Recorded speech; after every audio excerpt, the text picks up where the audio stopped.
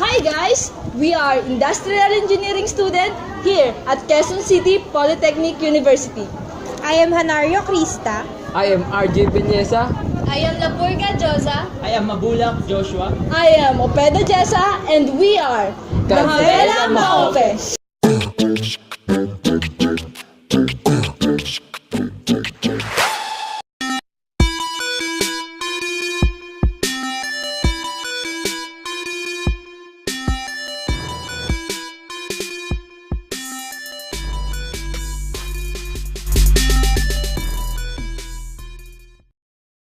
Ano nga ba ang hypothesis testing? Tara magtanong tayo.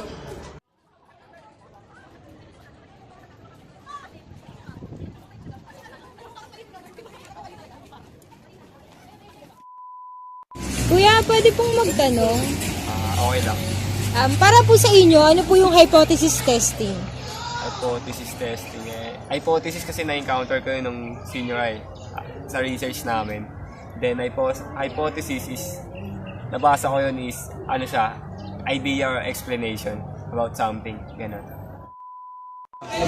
Ano pong idea nyo about sa hypothesis testing? Yun, idea ko sa hypothesis testing, siya yung isang product nyo or yung example na lang natin, yung mga object na nire-research nyo. Para ma-prove yung totoo siya, kailangan pag-aaralan nyo muna. Magagamitan nyo siya ng mga formula para makuha nyo kung ano yung pinakasagot. Thank you po. Ang idea ko po sa hypothesis testing, yung pag-run or pag-test ng mga conclusion or mga idea na nabuo gamit from our observation or experimentation.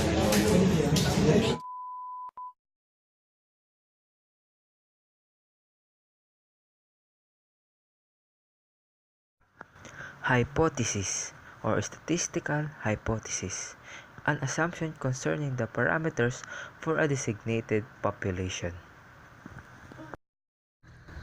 Hypothesis testing, a statistical method that is used in making statistical decisions using experimental data, attests to the assumption that is made about the population parameters.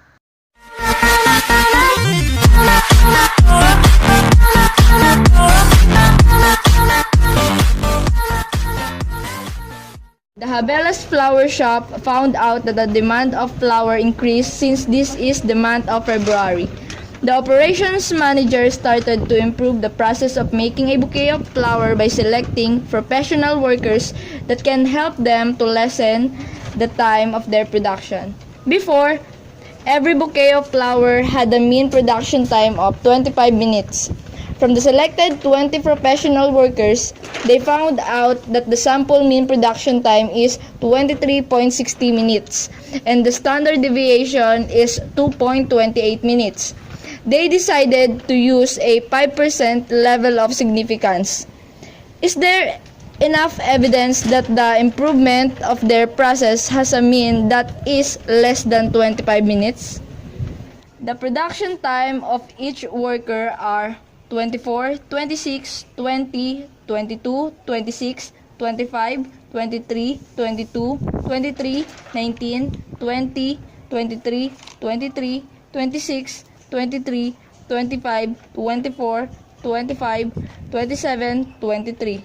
So, okay, hi, I am Opeda at andito ako ngayon para naman ako naman yung magde-discuss ng ilang step kung paano ba i-perform yung one-tail hypothesis testing. So, our first step is that state the hypothesis. It includes null hypothesis and alternative hypothesis. So, pag sinabi natin null hypothesis is yung nag-exist na doon sa problem natin.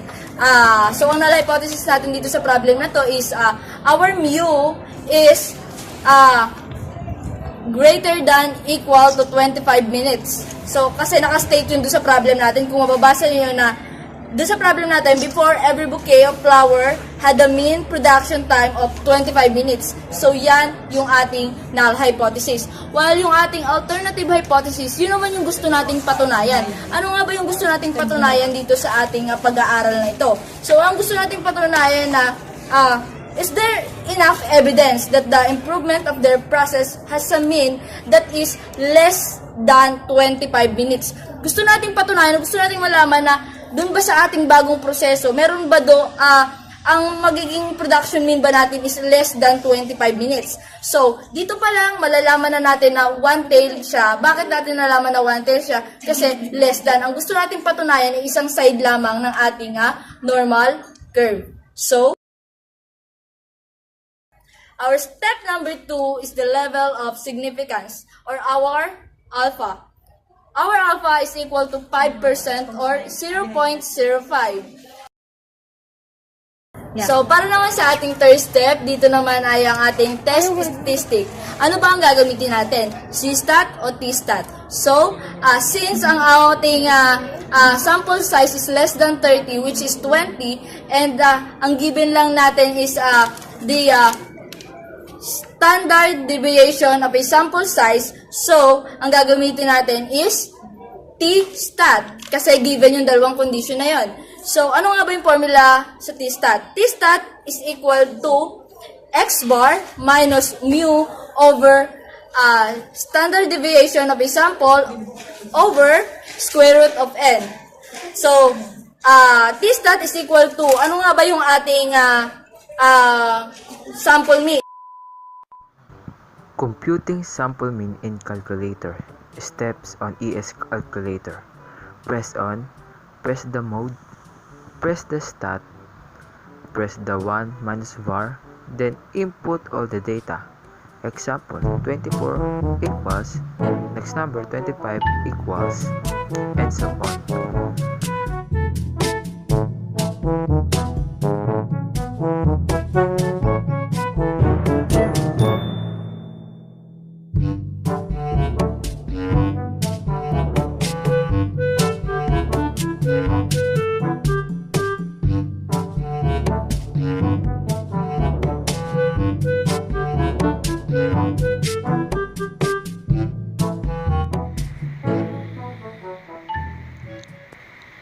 Then, press AC, press the shift and 1, stat, press bar, press the symbol of the mean, then press the equal. And computing the standard deviation. Don't turn off the calculator. Press shift 1 stat, press bar, press SX, and press equal. Our sample mean is 23.60. Yun yung nakuha natin dun sa sample data natin nung kinumpute natin siya. Minus mu. Our mu is 25. Dun sa nauna natin, sa null hypothesis natin yung nakuha, yung 25. Over 2.28, the computed standard deviation of the sample, over the square root of n, which is 20. At may resulta ito na negative 2.746. The fourth step is critical value. So, paano nga ba kunin ang critical value? Sa critical value, dalawa lang ang kailangan, which is yung degree of freedom tsaka yung level of significance. Sa degree of freedom, makuha siya sa n minus 1. Since yung n natin is 20, ima-minus natin siya sa 1, which is equals to 19. Then, yung level of significance natin is 0.05. Now, titingnan na natin siya sa t-table. So, yung result ng critical value is negative 0.729. The next step is yung conclusion. Sa conclusion, ang kinakailangan is yung t-stat versus critical value. Since ang nakuha nating t-stat is negative 2.746 and yung critical value is negative 0.729. Therefore, reject null hypothesis. P-value approach, ang first step hanggang third step is same lang sa critical value approach. Ang pinagkaiba lang is yung fourth step, which is yung pagkuha ng p-value. Sa p-value, sa pagkuha ng p-value, kinakailangan is ang t-stat. Kailangan natin i-absolute yung negative 2.746 para mag-equal siya sa positive 2.746. And now, titingnan natin siya sa t-table natin.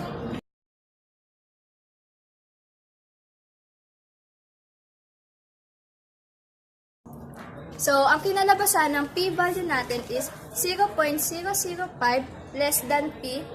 P is less than 0.01. And the next step is our conclusion. Sa conclusion ng p-value approach, ang kailangan is yung p-value versus level of significance.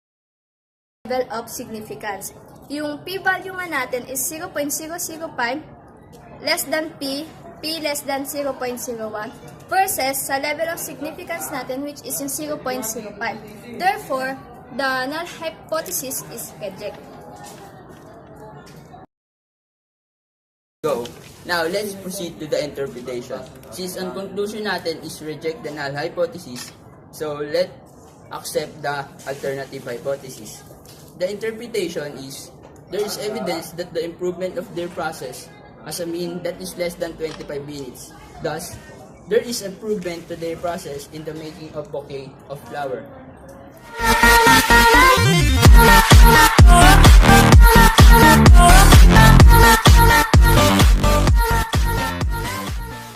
The JABELLAMAOPE Corporation started a new process of filling their trademark product correctly, which is the Tetra Pak flavored juices.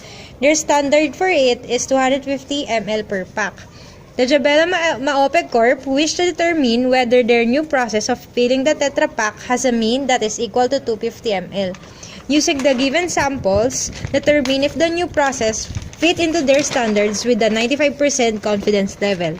The datas are 252.75, 250.10, 257, 246.90, 248, 251.99, 249.50, 250.50, 249.50, 250, 2.51, 251.25, 248.95, 255.10, 252.70, 247.25, 230.5, 220.5, 270.5, 251.0, 230.5, 250.5, 247.6, 230.5, 246.6, 248.5.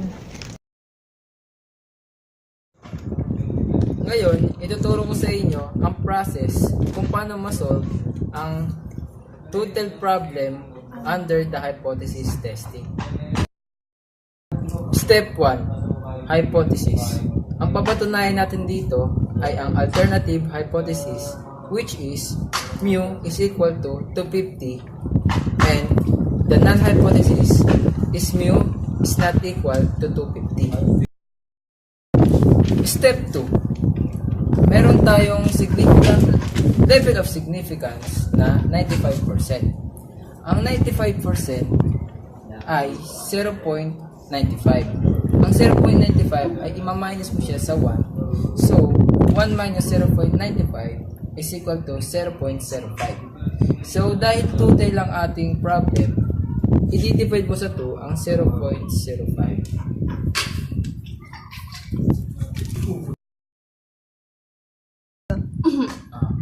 Third step. T-stat is equal to mean minus mu over standard deviation over square root of n. Our mean is equal to 247.37. The mu is 250. The standard deviation is 10.05 and our n is 20. So, isi-solve natin to gamit ang ating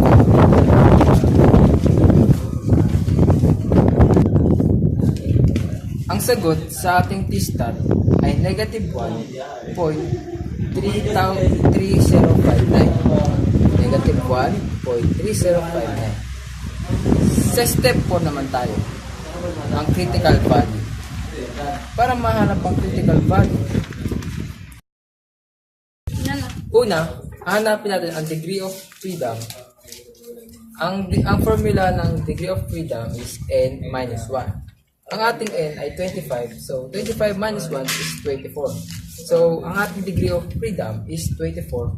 Then, tumingin tayo sa ating alpha, which is 0.05 under the two-tail.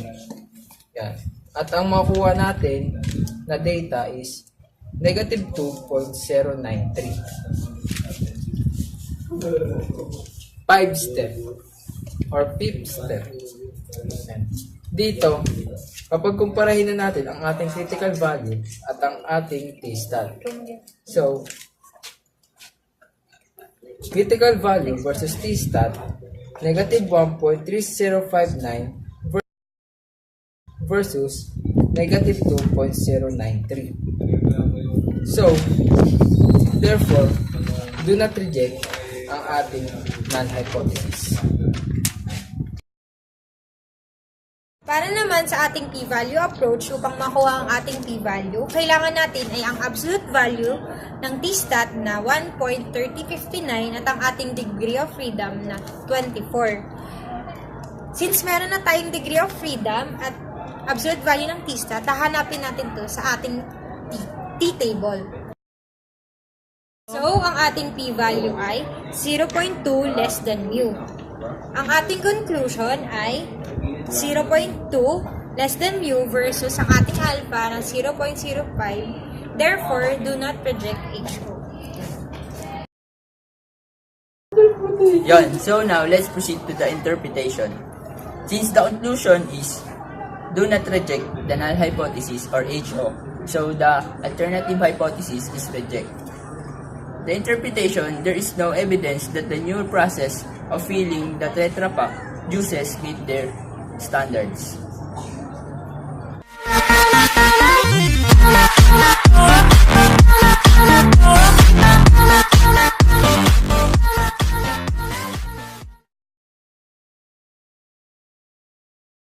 Ano nga ba yung gagamitin nating, ay mali, ulit nga. Sorry, test statistic bala, ba't sorry, cut. Parang cut. Critical value. Para mahanap ang critical value, paano ba hanapin yun? Let's proceed to the interpretation. Since yung conclusion natin is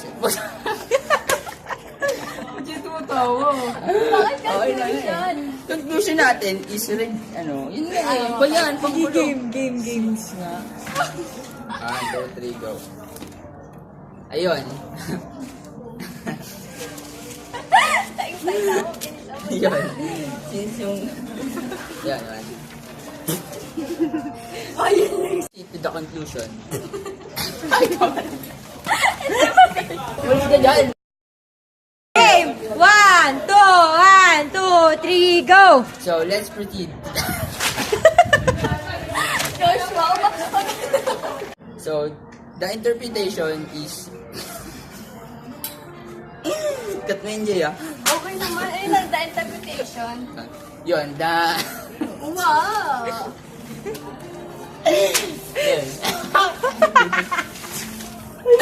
Bilisan mo! Yun, cut mo yun, ah. Ayoko na! Wait lang! Game! From the top. Wag na, there is the interpretation. From the top na! Our interpretation is From the top na eh. So, let's proceed with the interpretation of our product. 1, 2, 3, go! so let interpretation of the problem is there. Wala naman data! Now, let's proceed to the conclusion. Ay, mali. So, let's proceed to... So, now, let's proceed to the interpretation. Anong tinatawa nyo? Interpretation. Diba?